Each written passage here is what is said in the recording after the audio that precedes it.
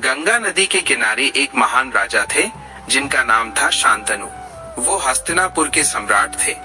एक दिन जब वो गंगा के तट पर टहल रहे थे, उन्होंने एक अत्यंत सुंदर और अलौकिक स्त्री को देखा। ये कोई साधारण स्त्री नहीं, बल्कि स्वयं गंगा देवी थी। शांतनु उनके सौंदर्य पर मोहित हो गए और उन्होंने विवाह का प्रस्ताव रखा। गंगा ने राजा के सामने एक शर्त रखी। उन्होंने कहा, मैं आपसे विवाह तो करूंगी, पर मेरी एक शर्त है।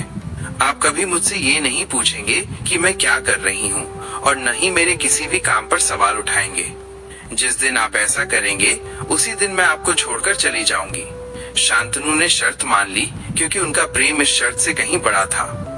विवाह के बाद गंगा ने शांतनु के 8 पुत्रों को जन्म दिया, लेकिन हर बार जब एक पुत्र का जन्म होता, गंगा उसे नदी में डुबो देती थी। राजा शांतनु ये देखकर बहुत दुखी होते। उनका दिल टूट जाता, पर वचन के कारण वे कुछ बोल नहीं पाते थे। वे सोचते, ये कैसी माँ है, अपने ही बच्चों को क्यों मार रही है, लेकिन वे चुप रहे। जब 8वें पुत्र का जन्म हुआ, तो राजा शांतनु से अब और सहा नहीं गया। जैसे ही गंगा उसे नदी में डुबोने चली, राजा ने उन्हें रोक लिया। रुको गंगा, ये तुम क्या कर रही हो? ये कैसा अन्याय है? क्यों मार रही हो मेरे बच्चों को? शांतनु ने व्याकुल होकर पूछा।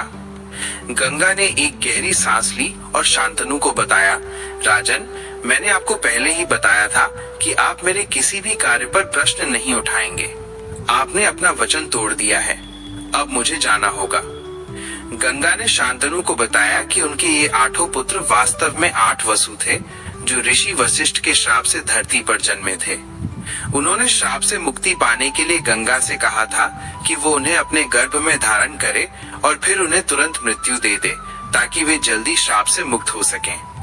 गंगा ने ऐसा ही किया, और अब जब शांतनु ने आखिरी पुत्र को बचाया था, तो उस श्राप के अनुसार इस पुत्र को धरती पर जीवित रहकर बहुत कष्ट भोगना था। गंगा ने अपने 8वें पुत्र को, जो आगे चलकर भीष्म पितामह के नाम से प्रसिद्ध हुआ, शांतनु को सौंप दिया और खुद अंतर्ध्यान हो गई। ये कहानी का केवल आरंभ है, जहां एक राजा के प्रेम और वचन की परीक्षा हुई।